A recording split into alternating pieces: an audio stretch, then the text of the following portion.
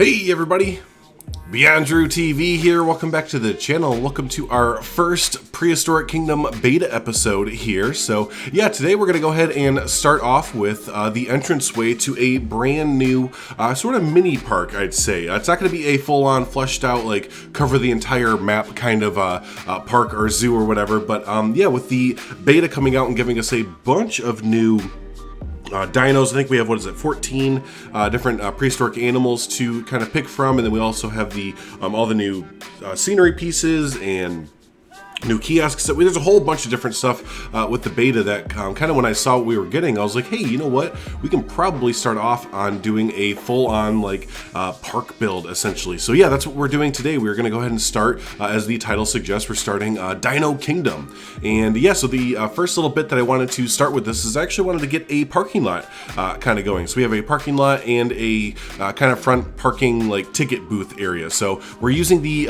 in-game guest ticket area. That's why they have these bollards on them. If I could, I would edit out the bollards, and maybe later on I'll actually just go in and kind of build my own little ticket booth here. But in the meantime, like I said, the in-game guest ticket booth kind of works out pretty well as like a car parking booth where you go up and buy your car parking for the day and stuff like that. Then you kind of drive around from there and go into the parking lot. So but yeah, as we work on that, again, just really having a lot of fun with the beta and everything. If you don't have access to it, I know there's only about, I think, like 2,000 of us that have access to the beta right now. No worries, I'll definitely get a lot of coverage out. Like I said, we're gonna do, the idea is almost like as if Cedar Point or like Cedar Fair or Merlin, I guess that's another comparable, company like bought dinosaurs or wanted to run their own Jurassic World or Jurassic Park there essentially. So most of the builds that I've seen for Prehistoric Kingdom and Jurassic World Evolution 2 for that matter, they kind of all have the same kind of feel to them, which is really awesome. I love it.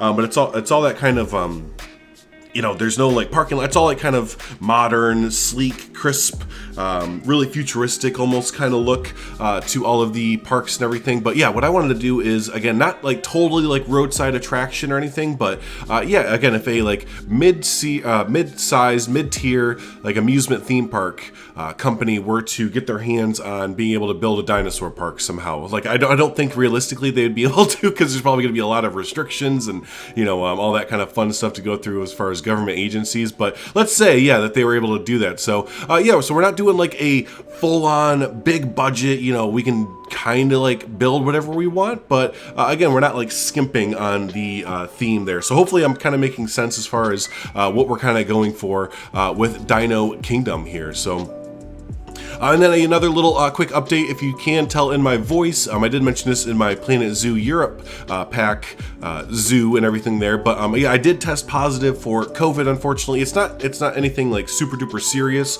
as far as I can tell so far. It just feels like a really bad head cold, and today I kind of have like a little bit of a cough, but except for that, like nothing is in my chest really. And again, it feels like a big old head cold, and again, you can probably tell from my my voice there, it's really in my sinuses as well. So I have a runny nose, I have a little bit of a cough, and yeah, it's just really the nose area that I can't breathe out of my nose, which always kind of is not fun. So but yeah, so just to mention, yeah, my voice probably sounds a little bit off today, and today's recording will be a little bit shorter as I do get a little bit fatigued even recording like this kind of stuff there. So here's my daily video PSA. If you haven't already, maybe go get the jab, get the shot and everything if you haven't already. Just yeah, I know that my doctor said that really helped my wife and I out, even though we have COVID right now. It could have been a lot worse kind of thing. So there we go. I'll step off my soapbox, but yeah, consider it. So but yeah, as we're going through here, just to let everyone know, we don't get any dinosaurs or prehistoric animals in the very first episode here. Again, we spend a lot of time kind of hyper detail focusing on, again, all the little itty bitty details. You can see here we're really trying to utilize the scaling feature in the game and really scale down some of these items to make different items out of them and everything. But so yeah, kind of pay attention to all that in this first episode. So we don't quite get an animal in the zoo in the park quite yet, but in the next episode, we definitely will get that. And speaking of the next episode, when we do get there, that's going to have the new update in it. Actually, there was one update so far for Prehistoric Kingdom, and that added in the waterfalls, fire, and smoke. So that was pretty cool. I think they also added in some more foliage, some doors. Yeah, that's right. They added in some actual doors to the game, which when I was building this build right here, we actually build two buildings today, and I was looking for the doors everywhere. And I was like, well, shoot, maybe they didn't, give us doors because we have scaling and all the different textures in game. Maybe I can just build doors myself or something. But no, that's not the case. They actually do provide us with doors and everything in the recent updates. So with that update coming out, I did do a stream. I don't think I recorded it, but I can maybe download the stream. But yeah, we go ahead and set up the entranceway with a bunch of waterfalls and everything. And dang, are the waterfalls useful in this game. And first off, I know, gasp, what? I made a waterfall and I'm not S-Dan Wolf? I know, like other people than S-Dan Wolf can make waterfalls in games, it turns out. So, but yeah, no, we make a big old waterfall. And oh yeah, they're really, really useful because just like everything else in Prehistoric Kingdom, they are scalable. So yeah, believe it or not, if you are sitting there and like I was doing this, I was kind of in the Planet Zoo mindset of, oh shoot, like some of the waterfall VFX are kind of spitting up past some rocks. Like I need to take some rocks and cover it up. And then I was kind of thinking, I was like, wait, why did I try and sure enough, like you could just kind of scale down the waterfall a little bit so that it's not, covering up. So yeah, that's just kind of the thing with this game that I keep mentioning on stream and other things there. And if you'd like to, I do stream this game as well as others a lot of time during the middle of the day, usually around 1 p.m. Central Standard Time, especially with me being home with COVID. I have to be home the next 10 days straight from work no matter what. I'm going to be trying to stream a whole bunch more. So if you want to catch me, usually around 1 p.m. Central Standard Time, 2 p.m. Eastern is when I'm streaming. But anyways, yeah, I totally lost my train of thought. That happens a lot. If you're new here, hi, welcome in. How are you? Good to see you. But I lose my train of thought a lot, and I just kind of move on with it. So, but anyways, yeah, we're kind of moving on to our first building, and this is like my first, I guess you'd say, build in Prehistoric Kingdom. Up until this point, I was kind of avoiding doing the building system, just because it was kind of like a little bit, it's similar, but it's different. Someone was asking me on stream, like, how do I like the building system? Because some other creators that are used to Planet Zoo aren't really getting the hang of it too much. And I can understand that, actually. I can really, really understand that. The first few days of beta and even alpha, and it's not a knock against the tools, it's really just us having to relearn how to do things. But yeah, I just kind of noticed that like some buildings were not coming out how I wanted them to, or I didn't know where certain hotkeys were, or having to get used to the scaling kind of thing. So yeah, like I just kind of struggled a little bit, to be honest with you, the first day or two with the Prehistoric Kingdom beta with the build tools. And again, it's not a knock on the build tools themselves. They're really expansive. They're really customizable and everything. I think that's just what it is, that we're so used to, a lot of us are just so used to kind of building within a box that's Planet Zoo. And Planet Zoo doesn't have like a big box around it, not a lot of constraints, but there are constraints, and they were kind of opened up to us with this game as far as scaling and the path system and all that kind of fun stuff. Yeah, no, it's just it's kind of hard to kind of wrap your head around it. So yeah, the first few days I just kind of was messing around with the foliage and building habitats and building mountains and using rocks and all that kind of fun stuff. But yeah, this is the kind of first build where I was like, no, screw it. We got to kind of jump in, dive in here, and get going with the builder in. I'm glad I did, because even these, simple little rectangle buildings with some windows in them and some, trimming and everything like that really kind of just helped me get going there as far as the builder goes. And again, to kind of open my eyes up to what we can really do with it. And speaking of that, the foliage brush, holy guacamole, this thing is so powerful. I love the heck out of it. Originally, you might have saw I was doing like a tropical foliage type palette with it there.